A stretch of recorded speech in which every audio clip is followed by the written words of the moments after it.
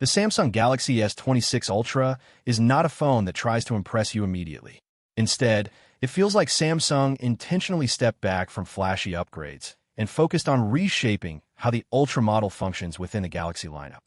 When you look closely at the features, a clear strategy starts to emerge. This device is less about excitement and more about control, efficiency, and long-term positioning. Starting with the design and build, Samsung appears to be moving away from titanium and returning to aluminum for the S26 Ultra. While titanium sounded premium on paper, aluminum offers practical advantages that align better with modern smartphone usage. It dissipates heat more efficiently, reduces overall weight, and allows for better thermal balance during sustained workloads. As phones rely more heavily on AI-driven processes that run continuously in the background, managing heat becomes more important than simply using luxury materials. This change suggests Samsung is optimizing for real-world performance rather than marketing appeal. The physical dimensions of the S26 Ultra also reflect refinement rather than reinvention. Slight changes in thickness and curvature improve in-hand comfort without altering the overall identity of the device.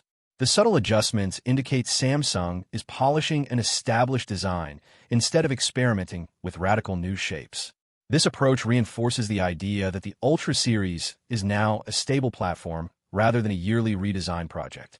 The display remains one of the most advanced components of the S26 Ultra, but the real improvement isn't just higher brightness or better colors.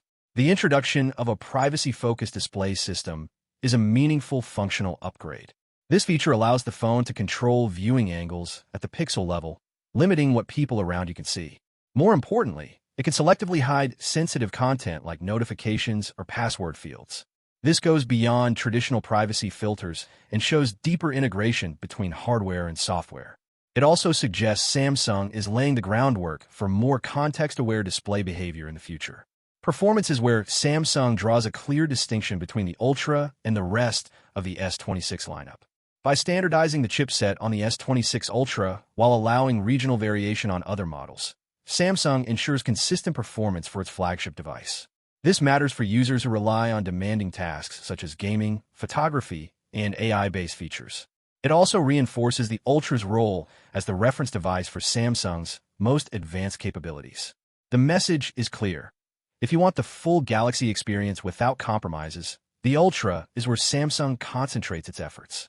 Battery capacity on the S26 Ultra does not see a significant increase, which may disappoint some users. However, Samsung appears to be focusing on efficiency rather than raw size. Improvements in power management, thermal control, and faster wired charging aim to deliver more predictable and stable battery behavior. This approach prioritizes long-term battery health and consistent performance over headline-grabbing capacity numbers. Whether this strategy pays off will depend on how well optimization offsets the lack of a larger battery. Charging speeds see modest improvement, particularly for wired charging, making daily top-ups faster and more convenient. While still not leading the industry, this change indicates Samsung is gradually closing the gap rather than aggressively competing on charging speed alone. Wireless charging and accessory compatibility remain part of the ecosystem focus rather than a standalone feature. Cameras on the S26 Ultra follow a similar refinement-focused philosophy. On paper, the hardware appears largely unchanged, but subtle improvements play a significant role in real-world use. A wider aperture on the main sensor allows more light intake, improving low-light performance. Enhanced lens coatings help reduce glare and lens flare, while updated image processing delivers more consistent results across different lighting conditions.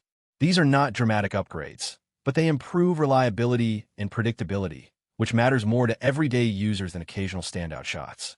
Video performance also benefits from software and processing enhancements.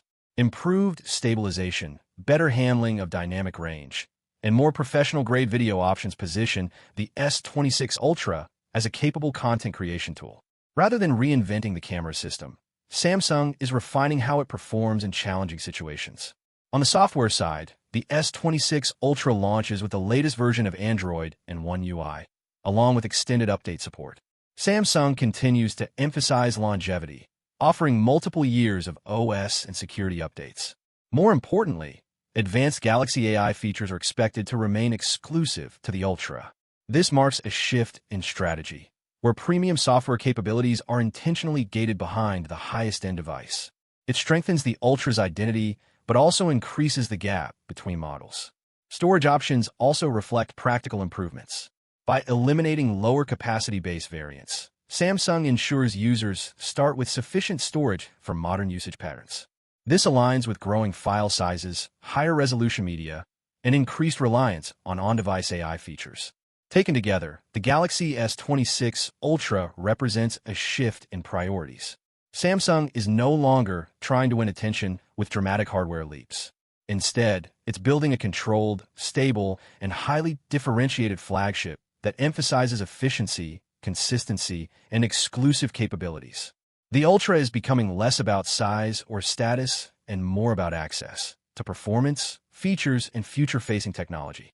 The real discussion around the S26 Ultra isn't whether it feels exciting on day one. It's whether this approach signals how Samsung plans to structure its lineup going forward. If refinement, feature gating, and optimization define the Ultra now, the next question becomes how much further Samsung is willing to push that separation, and what that means for future Galaxy devices.